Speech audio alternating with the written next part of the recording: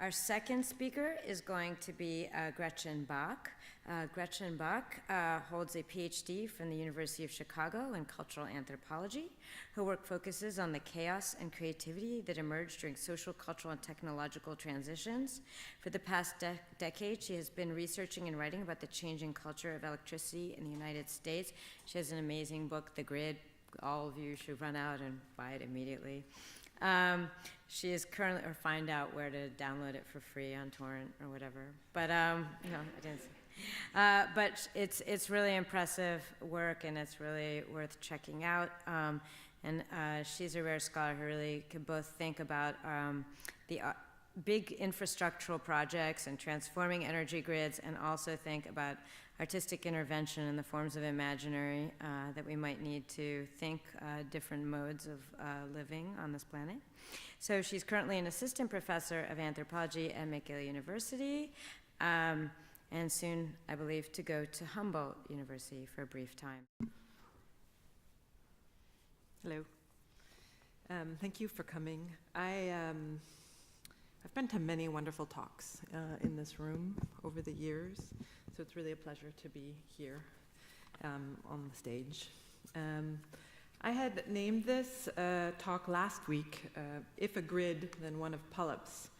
And I think actually by this week I was calling it Leaving the Inmates in Charge of the Prison. So essentially I'll be talking about changes to the electric grid. It's very loud. Is that okay? But the trajectory of the talk is the story between these sort of two perceptual modes. I'm here, I think, because I work on electricity networks, on grids, and largely sort of looking over the last, my research has been over the last 10 years. It moves back historically to about 1872, I would say. But looking really more recently over the last 40 years, the ways in which electric grids have been kind of forced to change in order to adapt to integrate renewable sources of generation. That process is not as simple as one might think, and it involves actually restructuring little by little the entire way that we make and transit and use electricity. And it gets us sort of very much by accident for people inside the industry to kind of a beta version of automated environment. So that's where we'll end up. So most of what I'm going to talk about is big. There's kind of two ways of, I would actually say there's one main way of talking about electric grids, which is this kind of like continent size, half continent size, province size network that then sort of moves, you sort of think it down, and it's the tendrils of that system come all the way down, and they come through our walls, and they come into our adapters, into our computers, into our phones. And that tends to be the story that gets told, kind of, I think of it as the power plant to the toaster story.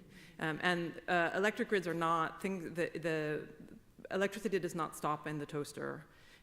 It actually, the grids are giant loops, so it shoots through the toaster and goes back to the power plant again. And where I want to start, so I'll get to that and I'll do that whole thing, okay? I'll do this a lot, okay? Where I want to start today is that actually one of the things that I've really begun to understand is that there is, I've been kind of preaching it for a year and a half, but now I start to see it, which is that there is this movement that is from within the envelope of the building out to the wall. Like there's a shift that's happening to the electrical system that's pushing out toward the wall. It hasn't permeated the wall yet, but it's pushing out in the direction of the wall. So I wanted to start there, and then we'll go forward.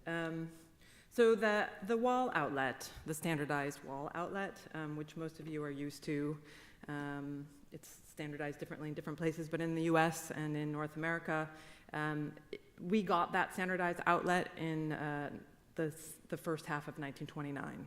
So previous to that, there were all kinds of non-standard ways to plug things into the electricity system. The main one, of course, being, we actually still have one of these in our house, is the screwing in some sort of port into a light socket. And for many years, the main appliance that people had in their houses were flat irons. And there's these beautiful pictures, which I'll let you imagine because I don't have any slides, but you can imagine them. There are these beautiful pictures of housewives with this cord that snakes down from the ceiling, like ironing. Right?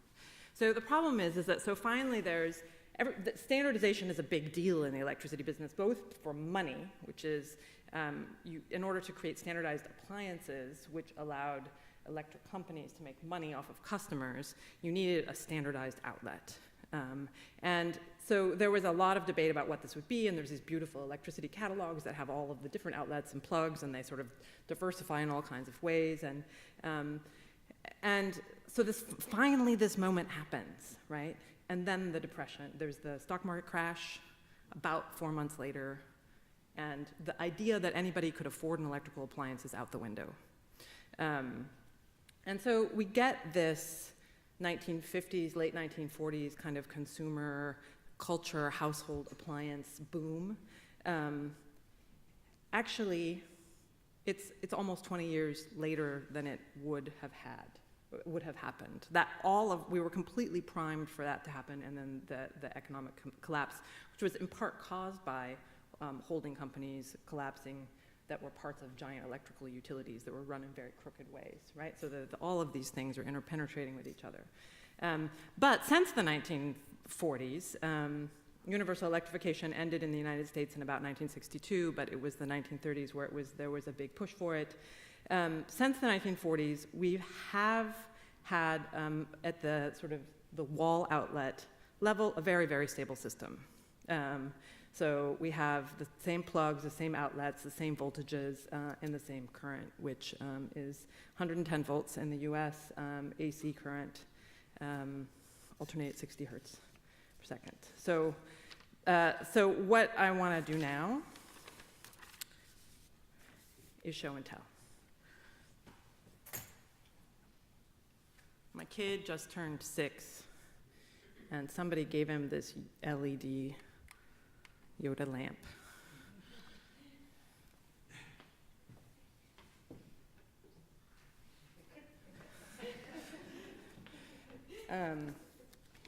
So this is why you don't have slides, because I found this so nice. You can turn the lights off even. You can see it's really bright. So what's really awesome about this Yoda lamp is first, he is an LED lamp, which means I work on the grid. I have no idea how much electricity this thing uses, but not very much, right? Not very much. And it came, so this is for, this is not for an old kid. This is not for the grown-up crowd, this thing. But it comes and there's the box, and it has this picture on the box of the Yoda lamp with this cable. We put batteries in it, so I wouldn't have to bring an extension cord, which maybe I should have. But anyway, here is the cable, which you guys probably recognize. This cable, right? It's a USB cable. So we can't plug in the Yoda lamp. So on the box, there's this picture of the Yoda lamp plugged into a computer. And I thought, all right, the last thing I'm going to do is leave a computer, right? This is an expensive, fancy thing, on the desk in my kid's room so that it will run his Yoda lamp. So I said, handily, at work, I had one of these, right? This is a standard block adapter, but it has 2 little USB ports in it, right? So I said, that's great, I'll bring that home. And then I thought, gosh, I don't even need to do that because I've got 7,000 of these, right? Which is the same thing. So this is the show and tell.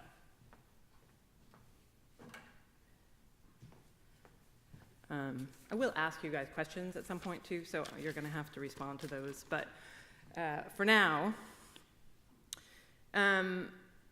there are now outlets with USB, little USB ports and outlets. Does anybody have one of those in their home? Yeah, okay.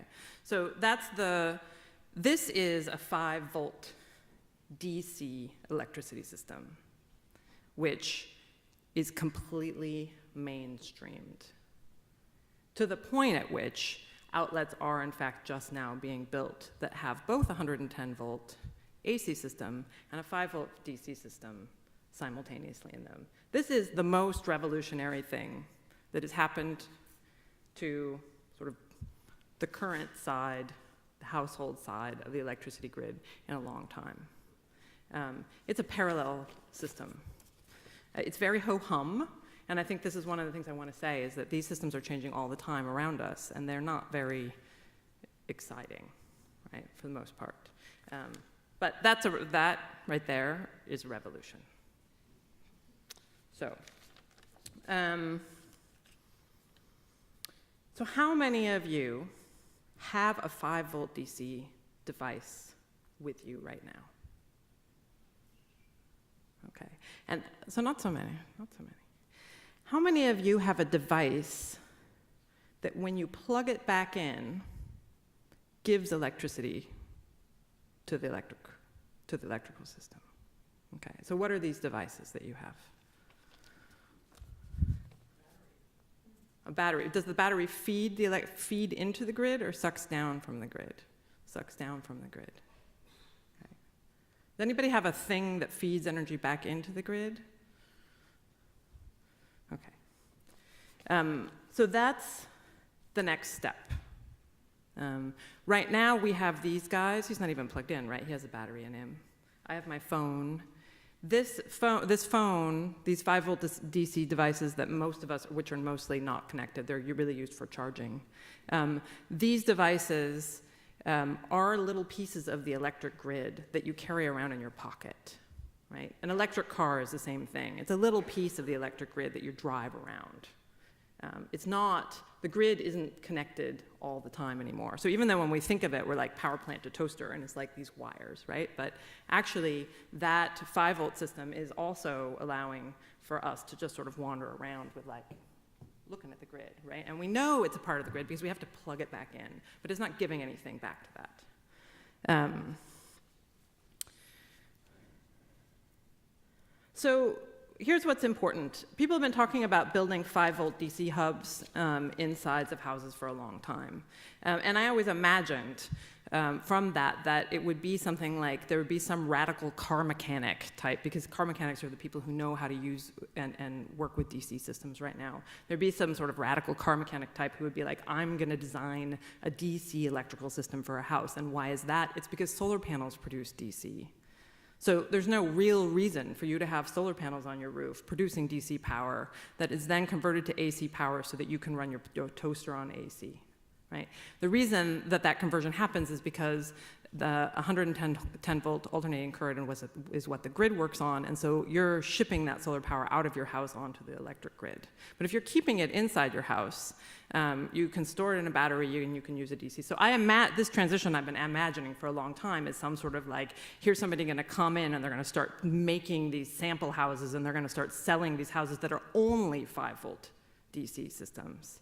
So this snuck up on me, and I've been paying attention, that we have parallel systems. And what this also means is that this is something that a lot of people are saying, I'm sure people in this room actually know well, is that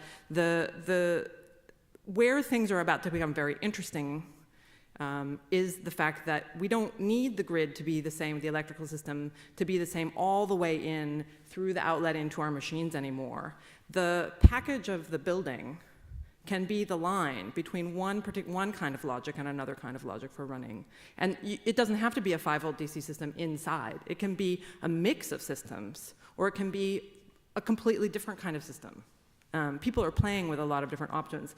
5-volt DC is nice because you can tinker with it. And I think this was what was interesting about what you were just presenting, is that you can actually stick your finger. You can have like your outlets, you can stick your fingers in, and you can do your wiring yourself if you're working with 5 volts. So it also opens up the electricity system to us, because right now it's closed down because it will kill us, right?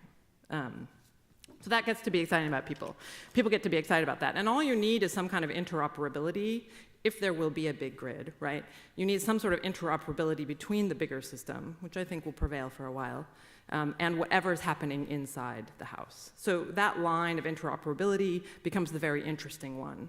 And this is why I had originally called the paper If a Grid, Then One of Polyps, because you do have this sense of a sac which can operate by a completely different logic than the system to which it's connected.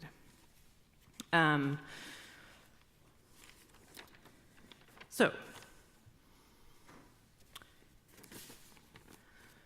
almost everything that's happening right now, make sure I'm on the right page.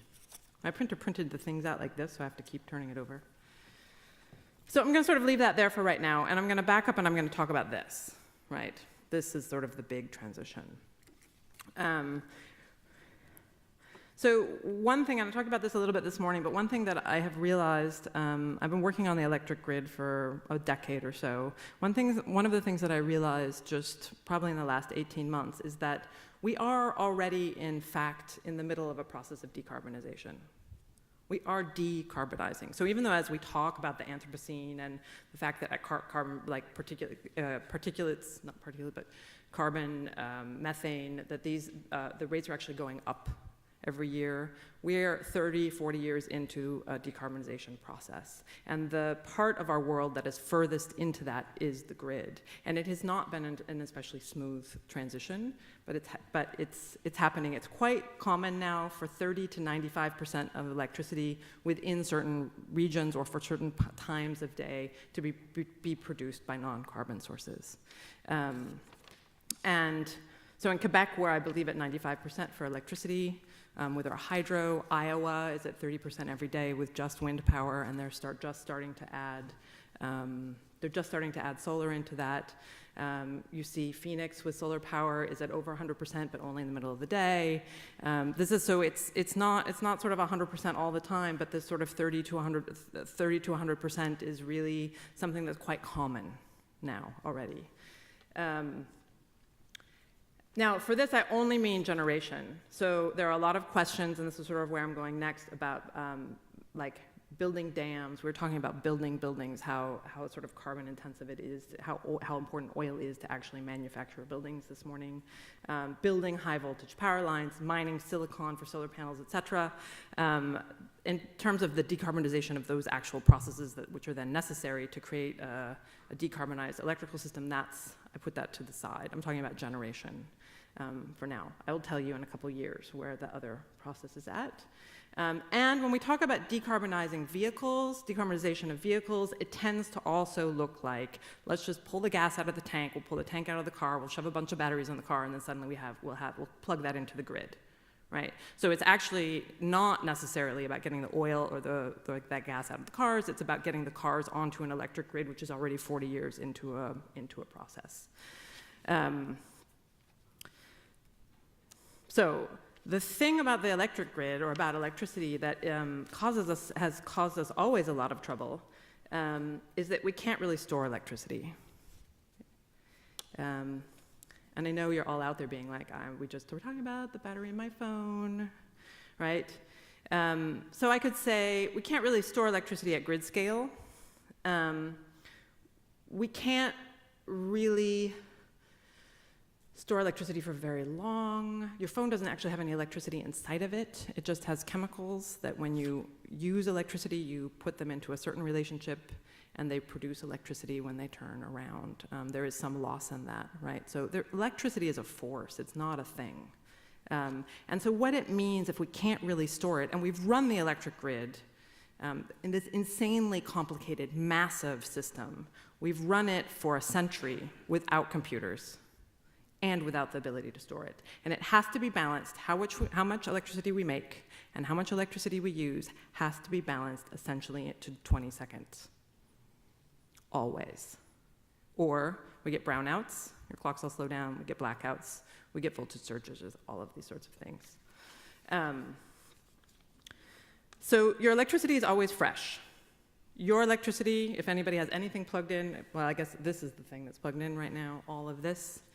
A minute ago, this was water in the James Bay. Less than a minute ago.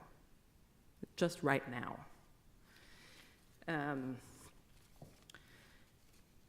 So the question is, right, given this,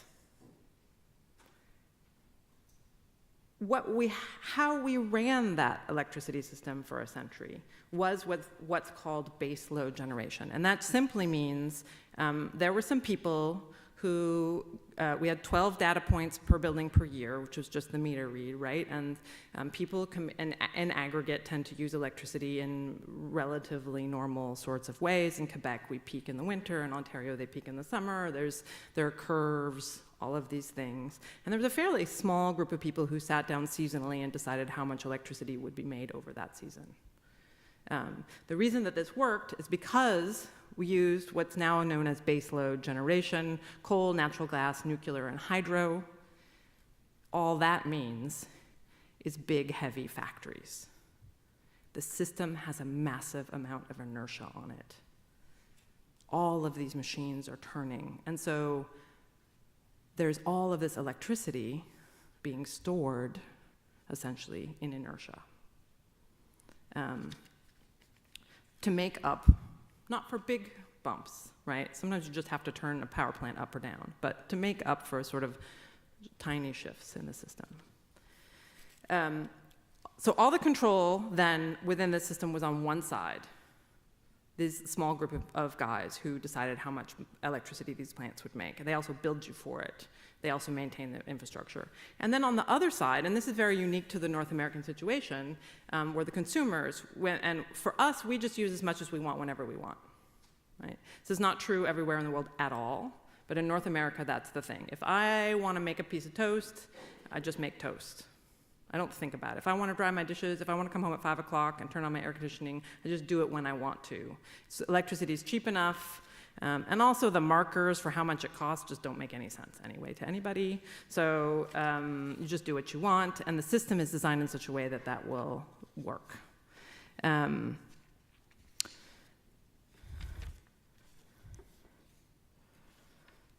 Okay. So now what's happened is two things. We're moving away from these kinds of baseload generation, which just simply means a power plant that somebody controls. Hydro, still great, still works that way. Geothermal, still works that way. But as soon as you start shuttering nuclear power plants, you start shuttering coal power plants, you know, we have a lot of natural gas. That's like, everybody's like, we need natural gas to make up for this, right? To be able to deal with the new stuff. And the reason for that is twofold. First, variable generation is what it does is simply introduces weirdnesses on the supply side. So we are weird. We use electricity when we want. Now when the wind blows or when the sun shines, we get electricity. So there's weirdnesses on this side. There's no more control over here. And there's no one controlling us over here. So these things don't necessarily, the wind stops blowing if you're at 30 to 75 to 100% wind. That's a problem, right? What it doesn't change in terms of thinking about variable generation, because we dealt with that. It took about 8 years, 9 years. There were a lot of gas power plants. There were a lot of algorithms. There were a lot of telephone calls. There were a lot of big control rooms with more screens. There are ways we can do wind predictability, especially almost 3 days beforehand. It's pretty easy to deal with. And what didn't change is that we still had really, really big power plants. Far away from where people live, in order, partially, that is to get, we moved all the coal power plants away from where people live because of this particulates. So it's just sort of habitual that you would have a big investor, many of them Spanish, as a matter of fact, building a giant wind farm that functions essentially like a coal-burning power plant, except for this variability. But it's far away, it has one owner, it has, you know, it ships down given lines at high voltages, et cetera, et cetera. So, the next thing, however, that happened was distributed generation and distributed variable generation, which just is sort of right now just means solar, rooftop solar power. There was small wind. It was a big thing, and then it wasn't a thing anymore at all. But, and what that means is you've basically taken a power plant, smashed it into bits, and put it on everywhere. And when I say most of the changes now are happening downstream of the substation, what it means is that we're now generating electricity on where we live, so on a distribution network, right? And we're also like have this little 5-volt system that's starting to proliferate under the radar on that side. This is a disaster for the electric grid, distributed generation. It's variable. That means if there's a puffy white cloud that starts over there and just you're Phoenix right now. You're the city of Phoenix. Every single one of you has solar panels. All of you are shooting your electricity back into the electric grid for everybody, okay? And there's this puffy white cloud, super cute, and it's just traveling across Phoenix, right? And each of you that it goes across, it's causing a dip in electrical output. 70 to 80% for 30 seconds, right? Bloop, bloop, bloop, bloop, bloop. So how do we deal with this? This is my question for you. There are so many ways this question has been answered, but what I want to know is what you think. Let's just say we like renewables, right? How are we going to deal with this? Create better batteries. Create better batteries, so that's a good answer. What else? Yes? Decentralize some of the autonomous control systems. So just the systems spread out. Decentralize other things, that's a very good answer. What else? Push water up a hill. That is a good answer. If you have a hill, it works well. So it's using gravity as storage. So you have your excess electricity, you push the water up the hill, you let it run back down later. Other? What Florida has done is made it illegal for anybody to put up solar panels. Yeah? Metal fuels. Metal fuels. So how does that help? You store your energy in powdered iron, and then when you burn it, it creates oxide, and you use the renewable energies to, like your battery, To heat it. your metals. Exactly. So it's similar to molten salt storage. Yes? Where you use the heat actually from the renewable to melt a bunch of salt, and then you use the thermal to run a turbine. Does that sound right? Okay. Yeah, okay. Okay. So all of these are really good suggestions. The battery one is the one that people are most happy with. People are like, what we need is a better battery. So we have grid scale batteries. The one that we have, there's 3 of them in California that are being tested right now, largely because the natural gas network was almost completely shut down after this Alito Canyon storage facility leakage, so they pushed through some batteries really fast. The issue with large batteries is that it's very hard to stack the different sort of tasks that they can do. So they're fine. There's one outside of Fairbanks that can run for about 7 minutes, can power the town for about 7 minutes. They usually use it for 15 minutes at half power. And basically that means we're turning on a bunch of diesel, right? This is us not letting the power go out while we turn on a bunch of diesel. This dealing with jitter, it's a completely different battery chemistry than the big, let's power this entire town for however much time. I think 4 hours is the biggest one that we have in California right now. So you can't get the same functionalities in the same battery chemistry, right? People are working on it, don't worry. But what you can do is you can have small distributed batteries, which is your solution. Oh, he's gone, right? So we have distributed generation becomes matched then, this is what's happening in Vermont, with distributed storage. So you have a battery in your basement. The utility right now has access to both of these things. Now, as soon as you have this, then this is where we're getting to automated environments, and I promise I'll finish up. What happens then is that, let's say, for some reason, it's cloudy, or it's going to be cloudy for a couple hours, and we're still in Phoenix, right? Everybody that has solar plus battery can offer to the utility for a price to subtract themselves from the electric grid.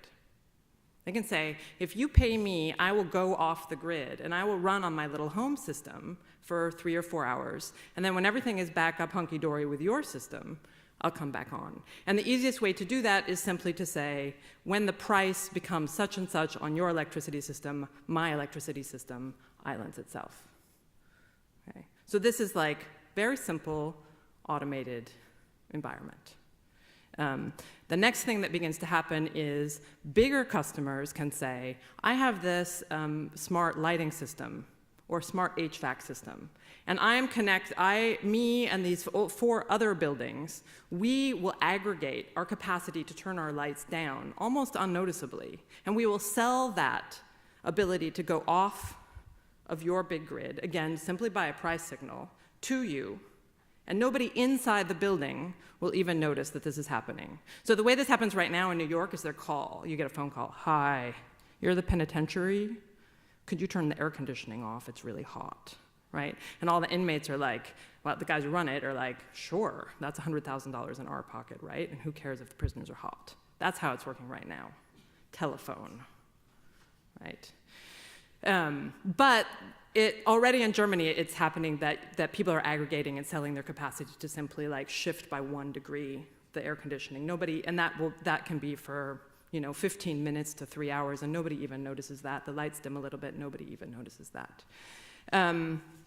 So suddenly we get potential for islands. We get a lot of people talking about microgrids. We get a lot of people talking about aggregating their capacity to subtract themselves. So it's not simply about, oh, we don't have enough solar power being generated. What we need to do is bring on a natural gas power plant. We don't match generation by making more generation. We match a lack of generation by subtracting use, and that this is completely automated. We have electric cars. There's a lot of people becoming the norm, and I think that this is indeed on its way. But there's a lot of people talking about those electric cars being able to pull electricity down from the grid and also give it back. So that's this piece that this guy doesn't do yet, right? We're talking about people using the blockchain in order to trade in electricity that they're making and storing to their neighbor.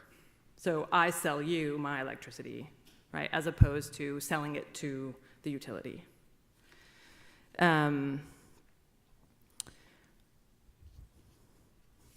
I think those are the big points.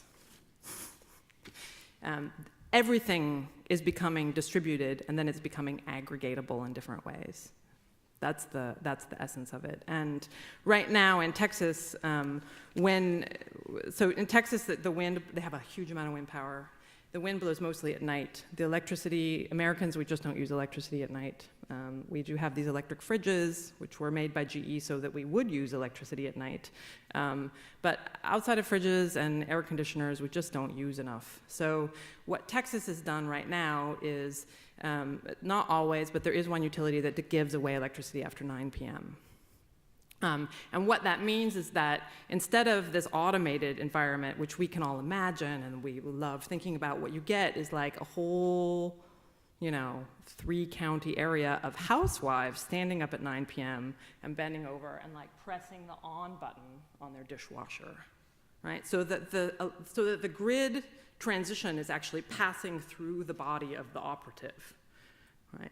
And so as soon as that dishwasher can say, I know it's 9 p.m., you press the button whenever you feel like it, or you don't ever press the button. If it's closed, it just goes on when the time is right, and your dishes are washed for free. So that's this way in which all of the conversations that we can have about what is coming next in terms of like the massive sort of censoring, reactive,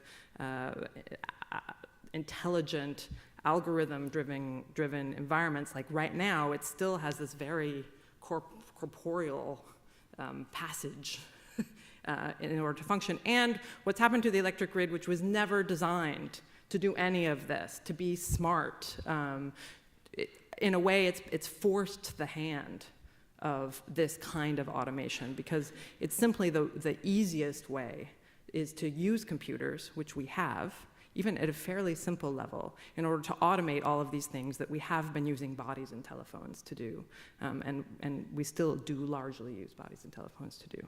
So that's the end.